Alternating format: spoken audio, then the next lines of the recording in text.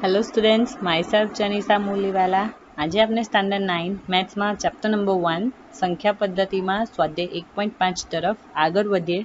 તો આ સ્વાધ્યાયને પણ મેં અલગ પાર્ટ્સમાં વહેંચેલું છે, જેમાં ફર્સ્ટ પાર્ટ છે વાસ્તવિક સંખ્યાઓ પર ગાણિતિક ક્રિયાઓ.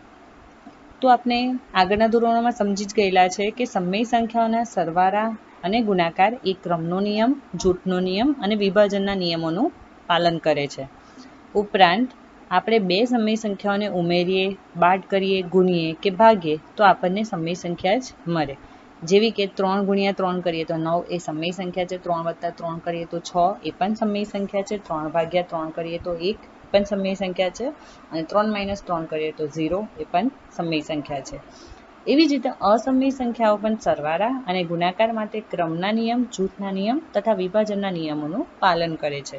જો કે અસમય સંખ્યાઓનો સરવાળો, તફાવત, ગુણનફળ, ભાગફળ અસમય સંખ્યા જ હોય એવું જરૂરી નથી. જેના અહીંયા ઉદાહરણ આપેલા છે કે વર્ગમૂળમાં 6 પ્લસ માઇનસ વર્ગમૂળમાં 6 કરો તો જવાબ આવે 0, જે છે સમય સંખ્યા.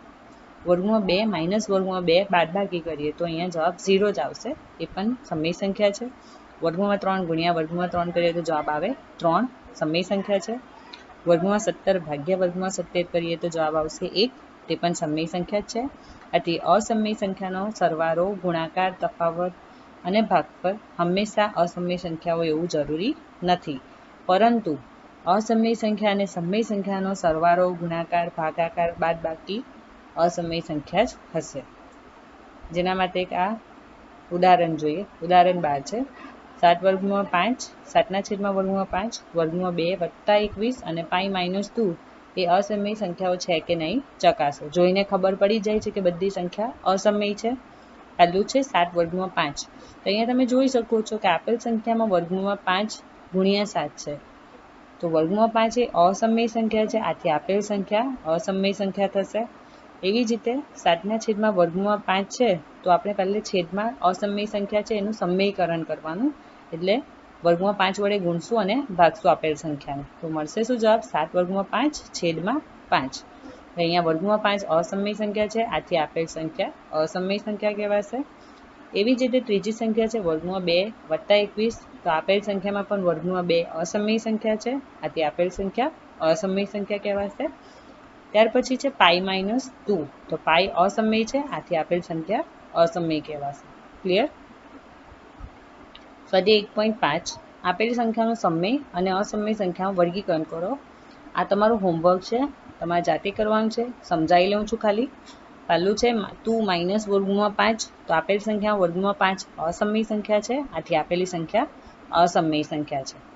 બીજું છે 3 વત્તા વર્ગમૂળમાં 23 માઇનસ વર્ગમૂળમાં 23, તો અહીંયા વર્ગમૂળમાં 23 માઇનસ વર્ગમૂળમાં 23 0 થઈ જશે, એટલે 3 + 0 એટલે જવાબ આવશે 3, આથી આપેલ સંખ્યા કેવી કહેવાશે? સમય. એવી જ રીતે ત્રીજી સંખ્યા 2 વર્ગમૂળમાં 7 છેદમાં 7 વર્ગમૂળમાં 7, તો ઉપર નીચે વર્ગમૂળમાં 7 ઉડી જાય તો રહેશે શું? 2 છેદમાં 7, આથી સંખ્યા કેવી છે? સમય. ચોથી સંખ્યા જોઈને જ ખબર પડે છે અસમય સંખ્યા છે, અને પાંચમી સંખ્યામાં પણ પાઈ અસમય સંખ્યા છે, એટલે પાંચમી સંખ્યા પણ અસમય છે. ક્લિયર? જાતે હોમવર્ક કરવાનું છે. નહીં સમજ પડે તો કોલ કે મેસેજ કરીને પૂછી શકશો. નેક્સ્ટ છે વર્ગમૂળમાં 3.5નું ભૌમિતિક સ્વરૂપ દર્શાવો. તો હવે આપેલ સંખ્યા જે અસમય છે એને ભૌમિતિક સ્વરૂપમાં કઈ રીતે દર્શાવી શકાય? તો પહેલા આપણે શું કરશું? AB દોરશું. આ AB કેટલા માપનો લઈશું? જે વર્ગમૂળમાં માપ છે તે 3.5 સેન્ટીમીટર લંબાઈનો AB દોરીશું. B પરથી 1 સેન્ટીમીટર લંબાઈનો BC દોરીશું. ક્લિયર? પહેલે શું કરશું? AB લેશું 3.5 સેન્ટીમીટર લંબાઈનો અને BC લેશું 1 સેન્ટીમીટર લંબાઈનો. AC મળશે. AC નું મધ્યબિંદુ મેળવશું, જેને O નામ આપીશું. O ને કેન્દ્ર બનાવીને વર્તુળનું કેન્દ્ર બનાવશું અને OA જેટલા માપનો અર્ધવર્તુળ AC દોરીશું. ક્લિયર? OA જેટલું માપ લઈને અર્ધવર્તુળ AC દોરીશું. હવે B પરથી લંબ દોરીશું અર્ધવર્તુળ પર. એ કેટલા માપનો હશે? વર્ગમૂળમાં 3.5 માપનો હશે. ક્લિયર? આ જ વસ્તુને જો સંખ્યા રેખા પર દર્શાવવાનું હોય તો B ને વર્તુળનું કેન્દ્ર બનાવશું અને જે આ અર્ધવર્તુળ સુધીનું જે માપ લીધેલું છે એ માપ લઈને ચાપ દોરીશું સંખ્યા રેખા પર.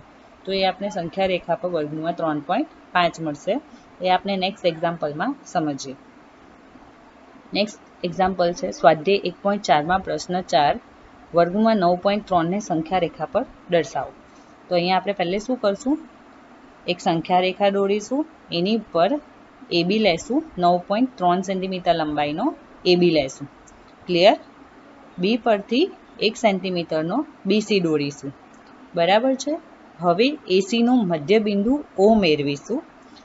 ઓને વર્તુળનું કેન્દ્ર બનાવીને OA જેટલી ત્રિજ્યા લઈને અર્ધવર્તુળ AC દોરીશું.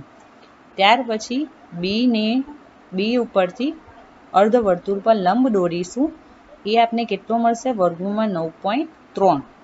હવે આટલા જ માપનો ચાપ લઈને બીને કેન્દ્ર બનાવીને ચાપ દોરીએ તો એ સંખ્યા રેખા પર જ્યાં છેદે ત્યાં P બિંદુ નામ આપીશું. એટલે P શું છે? તો P એ વર્ગમૂળમાં 9.3ને સંગત બિંદુ કહેવાશે. ક્લિયર? આગળ સંખ્યા રેખા તમે દોરી જ છે એટલે તમને આઈડિયા આવી જ જશે. તે છતાં પાછી એકવાર દોરીને સમજાવી લઉં છું. પહેલાં આપણે શું કરશું? સંખ્યા રેખા દોરીશું. ત્યાર પછી આ સંખ્યા રેખા ઉપર AB દોરીશું. કેટલા સેન્ટીમીટરનો? 9.3 સેન્ટીમીટરનો. ક્લિયર? ત્યાર પછી બી પરથી BC દોરીશું, 1 સેન્ટીમીટર લંબાઈનો. AC છે એનું મધ્ય બિંદુ O મેળવીશું. ઓને કેન્દ્ર બનાવશું વર્તુળનું અને OA જેટલી ત્રિજ્યા લઈને અર્ધવર્તુળ દોરીશું. ત્યાર પછી બી પરથી અર્ધવર્તુળને લંબ દોરીશું. એ આપને મળશે વર્ગમૂળમાં 9.3. વર્તુળનું ચાપ લઈશું. એ આ જે આપણે લંબ દોર્યો છે એના માપનું બી પર વર્તુળનું કેન્દ્ર મૂકીને એટલા માપનું સંખ્યા રેખા ઉપર ચાપ દોરીશું.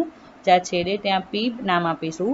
તો બિંદુ P એ સંખ્યા રેખા ઉપર વર્ગમૂળ 9.3ને સંગત બિંદુ કહેવાશે. ક્લિયર? ની સમજ પડે તો મને કોલ કે મેસેજ કરીને પૂછી શકો છો. Thank you.